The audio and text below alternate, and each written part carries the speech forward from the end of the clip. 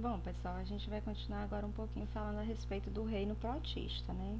Esse reino aí, ele inclui dois grupos de organismos. Um que são chamados protozoários, que são que os protozoários? Eles são eucariontes, ou seja, possuem um núcleo delimitando material genético, guardando material genético, ó. A gente pode observar aqui na euglena, o núcleo.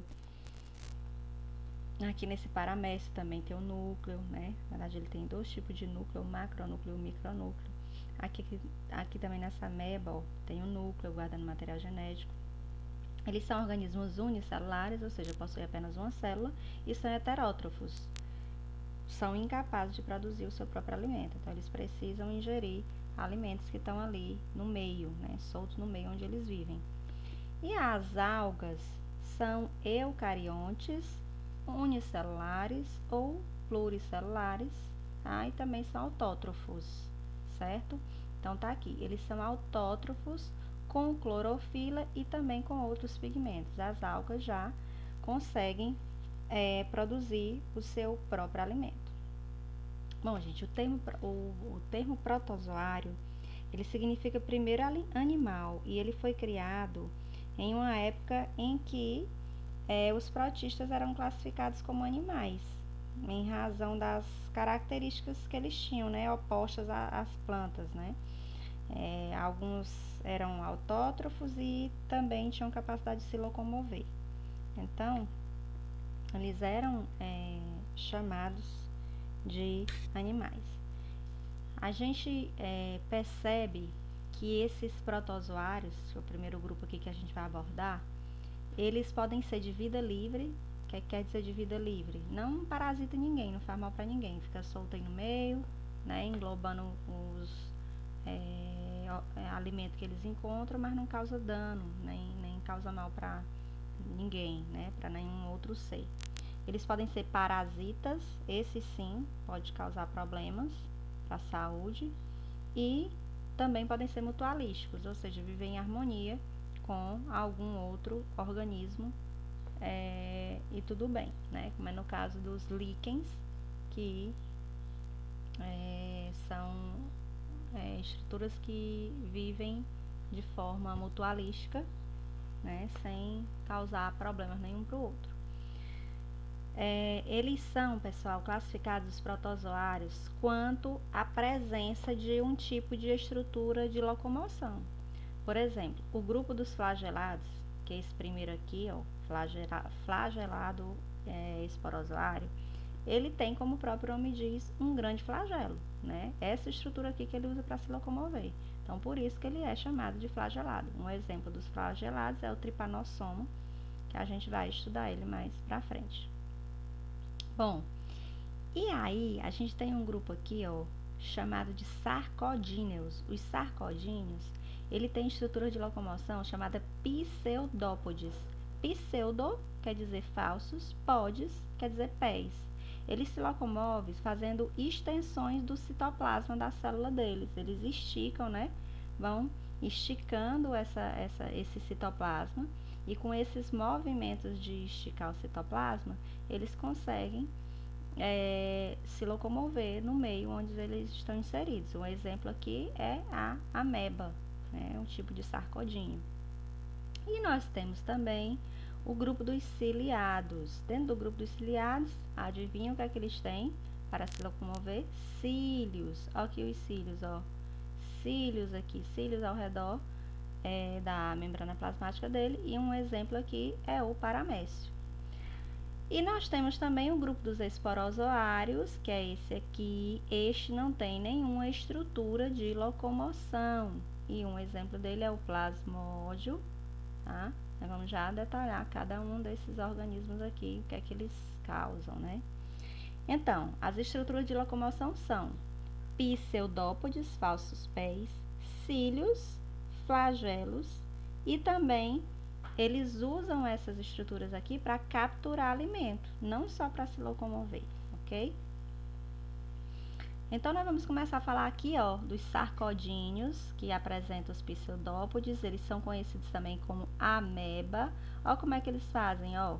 o líquido vem, aqui do lado de dentro é mais líquido, né? A substância, a gelatina, como se fosse uma gelatina, ela tá mais líquida. E aí, à medida que ela vai chegando aqui para perto, próximo da membrana plasmática, que na área externa, ela vai virando mais um gel, uma estrutura mais gelatinosa. Então, esse fluxo dela nessa direção aqui é que faz com que a membrana plasmática se expanda, né? Esses prolongamentos aí vai se expandir, provocando o movimento dela, tá? Muitos sarcodinhos possuem vida livre, né? Como a ameba proteus.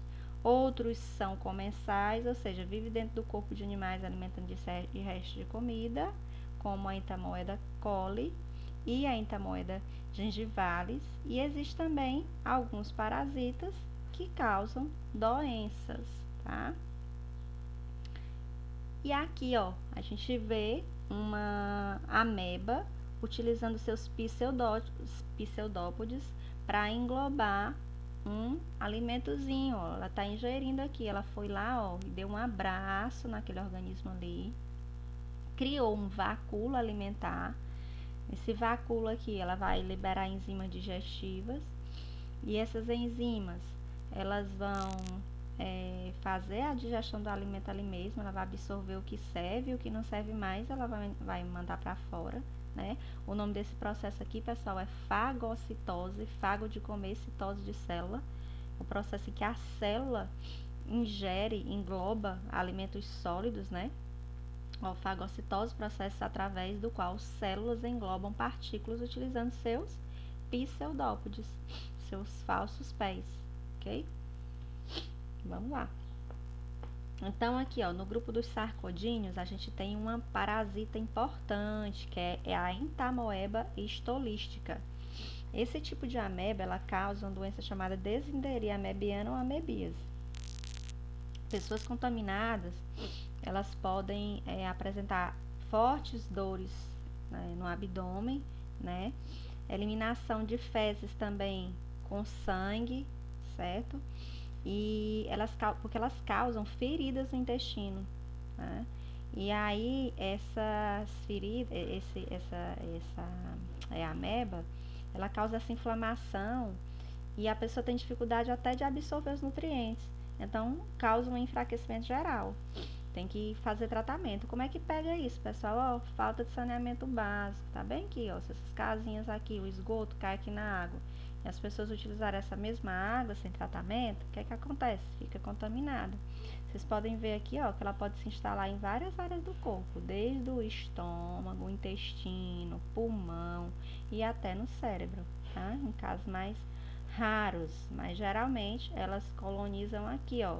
Normalmente elas vão colonizar essas áreas aqui, o intestino delgado também, tá? Elas podem colonizar. Mas é de fácil tratamento. Tem medicação, toma e trata.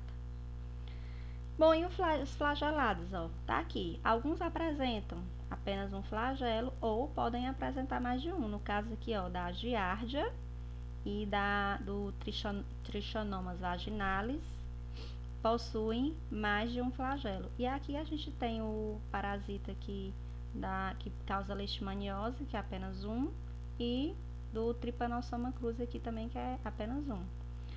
Aí, ó, observar que os protozoários do gênero Trinchonimpha, tem um protozoário aqui do gênero Trinchonimpha, ó, tá aqui, ó. Eles vivem em mutualismo, ou seja, ajuda mútua no intestino de quem? Dos cupins. Os cupins, pessoal, não conseguem fazer a digestão da celulose. Então, quem é que faz isso por eles? É exatamente protozoários que vivem lá dentro do intestino dos cupins. Lá tranquilinho, ó, eles fazem a digestão da celulose. Os cupins comem lá a madeira, né? Mas eles não conseguem digerir a celulose que tem na madeira. Então, os protozoários vão lá, fazem essa digestão por ele, come ele um pouquinho e o que sobra fica lá para os cupins se alimentar. Então, é troca de abrigo e alimento. Então, graças a esses protozoários aí, os cupins conseguem se alimentar da celulose, senão eles não conseguiriam. Bom, aí, ó, dentro do grupo dos flagelados parasitas, a gente tem o Trichomonas vaginalis, que causa uma doença chamada tricomonias, que é uma DST, ou seja, uma doença sexualmente transmissível. Como é que pega? Contato sexual desprotegido, né? Pode pegar também água contaminada, tomar banho em água suja, compartilhar toalhas e objetos úmidos contaminados, né? Ninguém pode usar roupa íntima de ninguém, peça íntima de ninguém, tá?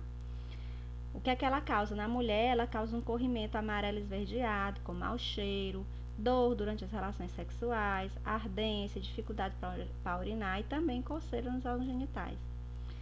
Já os homens, eles geralmente são assintomáticos, não tem sintoma nenhum. Mas, mesmo sem ter sintoma, eles podem transmitir, continuar transmitindo. Alguns sentem um certo desconforto, um corrimentozinho, mas a maior parte das vezes eles só fazem transmitir a doença, tá bom? Tá aqui a fotinha dele, ó.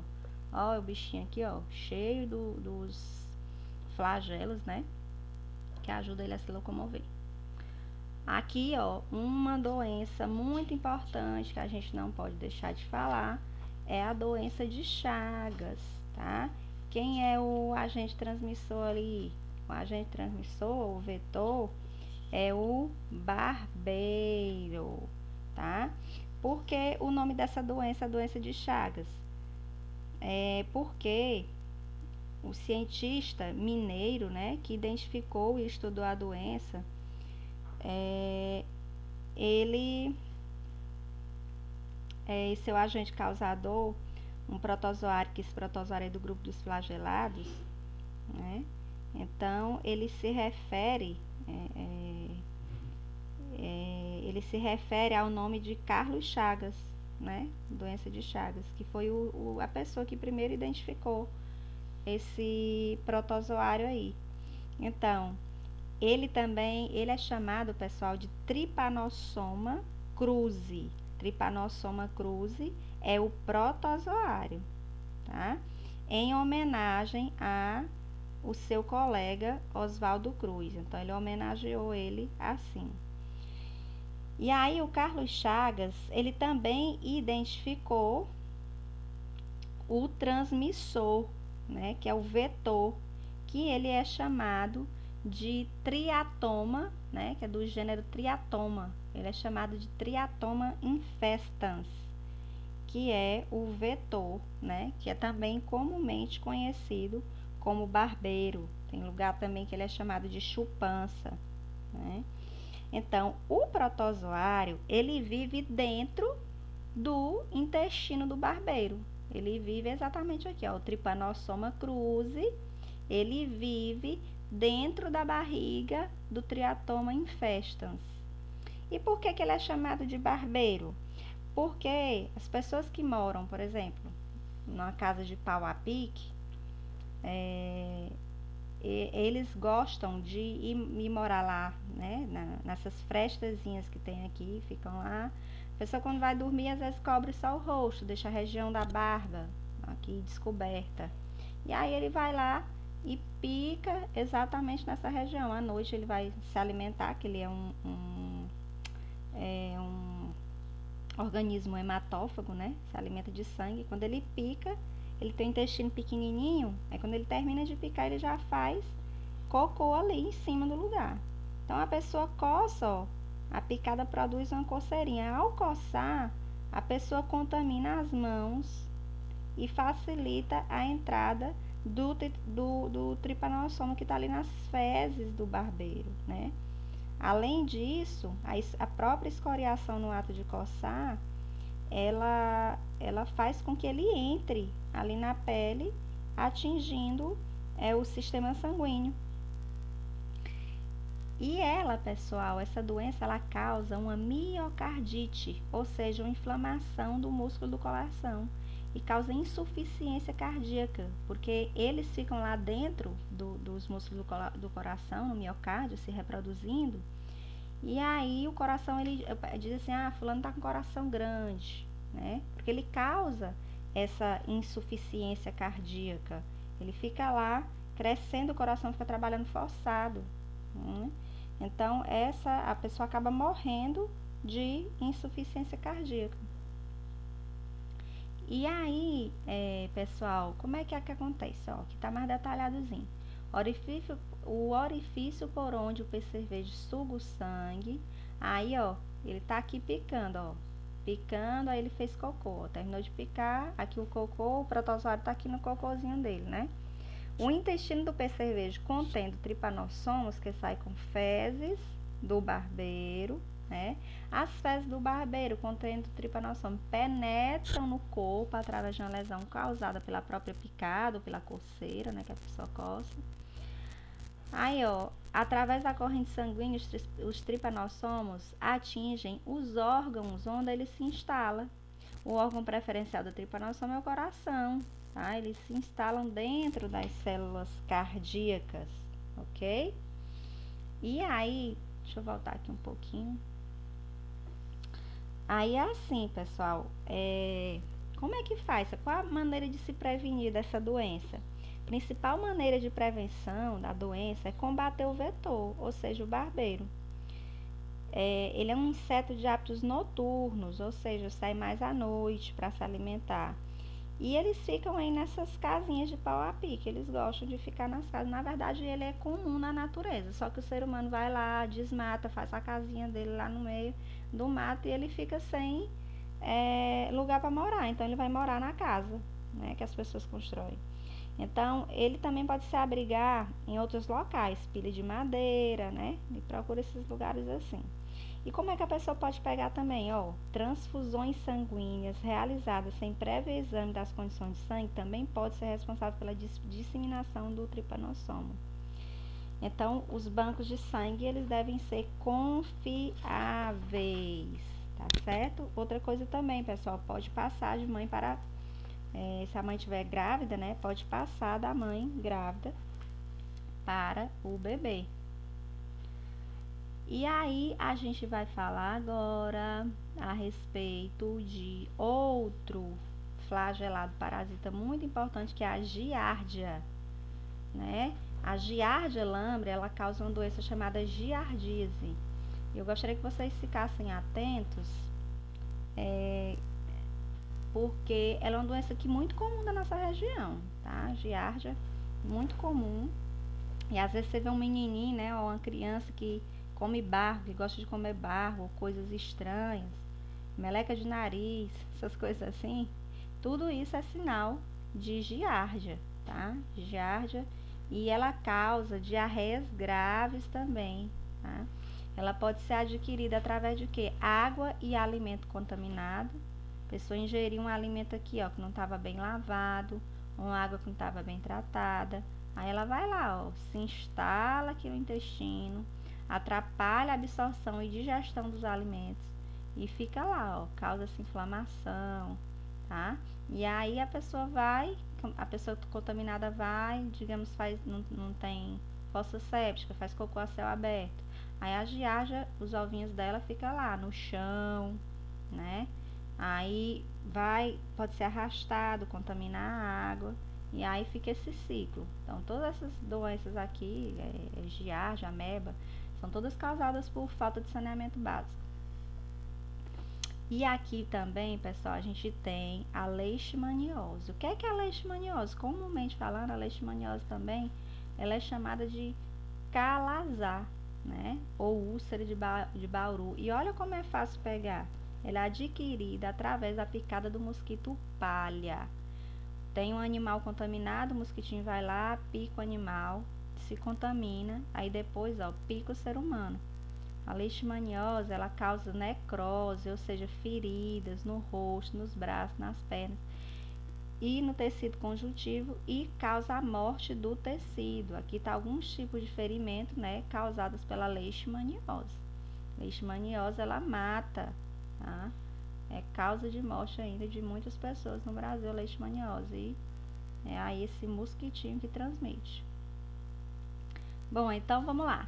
Os ciliados são aqueles que apresentam o quê? Cílios. Olha aí os cílios deles. Muitos protozoários apresentam órgãos especializados em determinadas funções. Suas células realizam sozinhas todas as funções vitais dos organismos mais complexos, como locomoção, obtenção de alimento, digestão, excreção e reprodução, tá? Então tá aí, ó, um exemplo de ciliado. Esse aqui é o protozoário, muito comum, que é chamado de paramécio, tá? O paramécio, ele é um protozoário de vida livre, ou seja, não causa mal para ninguém. Mas uma observação que a gente tem que fazer dele é que ele possui estruturas interessantes. Ó, ele é uma célula só, simples, mas ele tem várias estruturazinhas que fazem aqui papéis importantes, né? Bom, eles possuem um macronúcleo, tá? Deixa eu ver aqui. Cadê? Ó, macronúcleo aqui, ó. Esse macronúcleo, ele é responsável pelas funções, por coordenar as funções aqui da célula, como se fosse o chefe que coordena a síntese de proteína, a reprodução, a divisão dele. E aqui o micronúcleo, ele tem o material genético, né? Responsável pelo material genético aí do paramécio. E aí, ele tem também essa estrutura que é chamada vacúolo contrátil. O que é que o vacúolo contrátil faz? Ele pega o excesso de água que entra aqui dentro do paramécio e joga para fora. Ó, em protozoário de água doce, há um vacúolo contrátil que recolhe o excesso de água absorvido pela célula, expulsando de tempos em tempos, por isso uma contração brusca. Imagine que aqui dentro ó, tem muito sais diluído. O que é que acontece se ele está em água doce? A água tende a passar do lado de fora para dentro, tentando diluir esses sais. Ela passa por osmose. Se continuar só entrando, vai chegar um momento em que o paramécio o quê? Estourar. Mas para evitar isso, o que é que ele faz? Manda por esse vacúolo contrátil aqui o excesso de água para fora, ok? E aí, ó, a gente observa aqui que ele tem ó, um sucozinho oral, isso aqui, ó, citofaringe, os nutrientes entram por aqui também. O vacúolo digestivo, que é feita a digestão. Aqui, ó, o que sobra vai para esse citopígio aqui, ó, por onde é eliminado, né? A plasmocitose, a eliminação dos resíduos. E aqui são os cílios, né? Como eu já falei, eles usam esse cílio para locomoção e também para englobar alimento. Bom, pessoal, a gente tem também um protozoário parasita chamado Balantidium coli, que causa uma doença chamada balantidiose, tá?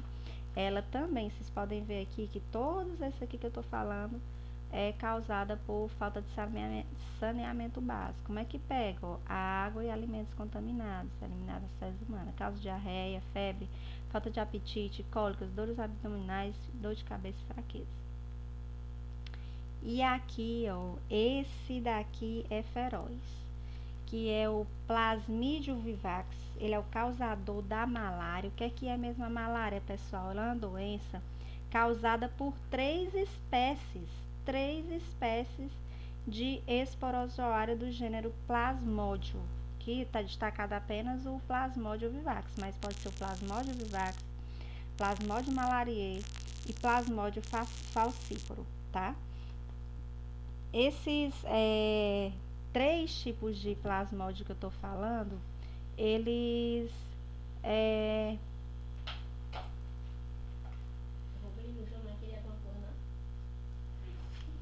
esses três tipos de plasmódio que eu tô falando, eles podem provocar três tipos diferentes de doença. Uma é o desculpa, pessoal, desconcentrei aqui. É a febre terçã. Por que febre terçã? Porque as febres têm intervalo de a cada 3 dias, né? Por que as pessoas têm essa febre? Porque o protozoário, ele se reproduz dentro das hemácias, tá? Aí, a cada 3 dias, as hemácias, elas estouram essas hemácias, e aí a pessoa tem uma febre muito alta, certo? Ele vai lá, ó, se instala também ali, o fígado não dá conta de absorver todas essas hemácias velhas que se romperam, e aí a pessoa fica com aparência amarelada, que é chamado icterícia. Ele fica também, ó, com lesões no fígado, no baço, na medula, porque a medula também fica comprometida, tentando produzir uma quantidade de células, de glóbulos vermelhos e não consegue. O fígado também não consegue absorver o excesso de células sanguíneas que estão sendo destruídas para eliminar. Então, por isso que a pessoa fica também com anemia. Isso é a febre terçã, que é chamada febre terçã benigna, que é pelo Plasmodium vivax, né? Mas aí tem o Plasmodium malariae, que é a febre quartã benigna. A febre quartã são acessos febris em intervalo de 72 horas, ou seja, de 4 em 4 dias, né? E a febre terçã maligna, que é causada pelo Plasmodium falciparum, que os acessos febris são irregulares, de 36 a 48 horas. E a forma mais grave, pessoal, e essa daí pode levar à morte, tá bom? Como é que a gente pega isso aí, pessoal? Pela picada da fêmea do mosquito Anopheles, tá? Picada aí do mosquito Anopheles contaminado, certo? Então, vamos lá. E aí, como é que faz a prevenção, pessoal? Prevenção consiste no combate ao mosquito, tá? Sendo uma das principais medidas nesse sentido, evitar a formação de água parada, onde se desenvolve a larva do mosquito, tá bom? Vamos lá. Continuando aqui, a gente tem um tipo de esporozoário, né? Que o esporozoário ele não tem nenhuma estrutura de locomoção. E temos como representante o Toxoplasma goldi, que é adquirida como? Através de água contaminada com cisto do protozoário que foram eliminados nas fezes de animais, como, por exemplo, gatos, tá? A ingestão também de carne crua ou sem cozimento, de porco, de boi, contaminada com cisto desse protozoário também. Então, pessoal, ela causa alteração no volume craniano, calcificações cerebrais, retardamento mental. É grave, muito grave. Olha só, imagine você ter um gatinho ali, ó. Ela pode fazer cocô em lugares onde tem seus alimentos. Os animais vão lá, ó, e ingerem esses alimentos com cisto, né? Se alimenta desses alimentos contaminados. E aí a gente ingere, ó, ou o próprio alimento, ou os animais, e aí fica contaminado também. A situação gravíssima dessa doença é que o bebê, ele pode ser contaminado, né, com a toxoplasmose. E aí quando a gestante tem toxoplasmose, o feto sendo contaminado, ele pode ter comprometimento grave no sistema nervoso, tá? Por isso que é importante fazer o pré-natal também, porque um dos exames pré-natal é o teste aí, para saber se a pessoa tem toxoplasmose. Bom, pessoal, a reprodução deles pode ser como, né? Assexuada, que é sem troca de material genético, ou sexuada, que é por conjugação, ou seja, elas ficam lá grudadinhas uma na outra e trocam o material genético, certo? E acontece a variabilidade genética. Falar aqui um pouquinho sobre o segundo grupo, né, gente, que são as algas. As algas, elas são divididas em unicelulares, tá? E pluricelulares. Todas as algas, elas são eucariontes e autótrofas, tá? Todas as algas possuem clorofila. A clorofila está onde? Dentro do cloroplasto. E as algas unicelulares podem viver isoladas ou em colônias, tá? Ó, juntamente com as cianobactérias do reino Monera, são responsáveis por 90% do gás oxigênio existente na atmosfera terrestre e fazem parte do fitoplâncton, juntinhas ali. E são elas, essas algas unicelulares, as euglenófitas, as baciolariófitas e as dinófitas. Olha as euglenófitas aqui, ó. As euglenófitas, pessoal, elas têm clorofila do tipo A e B, tá? E carotenoides, elas são representadas principalmente pelo gênero Euglena. E elas são mais comuns em águas paradas ou pouco movimentadas. Há espécies de água doce e espécie marinha. Esses organismos, pessoal, possuem cloroplasto, núcleo e geralmente 2 flagelos, dos quais um é mais longo e evidente ao microscópio, que ele é que exerce a função locomotora, tá certo? E aí, ó, elas, quando elas são mantidas no escuro, elas apresentam regressão dos cloroplastos, perdem a cor e elas se tornam o quê? Heterótrofos. Olha que interessante, pessoal, ó. São autótrofos facultativos, dependendo da necessidade, vira heterótrofo. São transferidas para locais iluminados, o que é que os cloroplastos fazem? Se desenvolvem de novo e voltam a fazer fotossíntese. Curiosidade? Muito legal aí das eulenas. E agora, as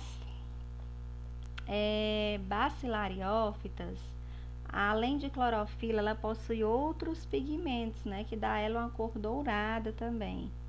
Tá? Ela fica com uma corzinha mais alaranjada, né? Então, elas possuem depósito nas carapaças. Elas ficam, desculpa pessoal, as carapaças delas possuem sílica. E aí elas ficam depositadas no fundo do mar, né? E elas formam uma terra muito fina, que é chamada terras de diatomáceas, tá? Elas são unicelulares, né? Elas também podem ser chamadas de algas douradas. E essa carapaça que elas têm é formada por 2 partes que se encaixam. E as diatomáceas, elas não apresentam estrutura de locomoção. Não tem nenhuma estrutura de locomoção, tá, pessoal? Esse detalhe, elas também, essas que eu falei aqui, as diatomáceas, elas são utilizadas para fazer filtros, né? Por exemplo, esses filtros que a gente usa para filtrar água, né, em casa. Aí temos outra também, pessoal, que é a dinófita, né, que além de clorofila, elas possuem pigmentos que dão também um amarelo pardo, tá? E esse grupo é formado por algas também unicelulares, certo? E elas também são chamadas de dinoflagelada, tá?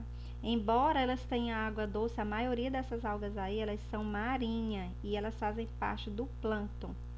Ela é responsável por um fenômeno que é chamado de maré vermelha. O que é a maré vermelha? É o aumento excessivo da população desses dinoflagelados. Então, ela provoca um desequilíbrio ecológico conhecido como maré vermelha.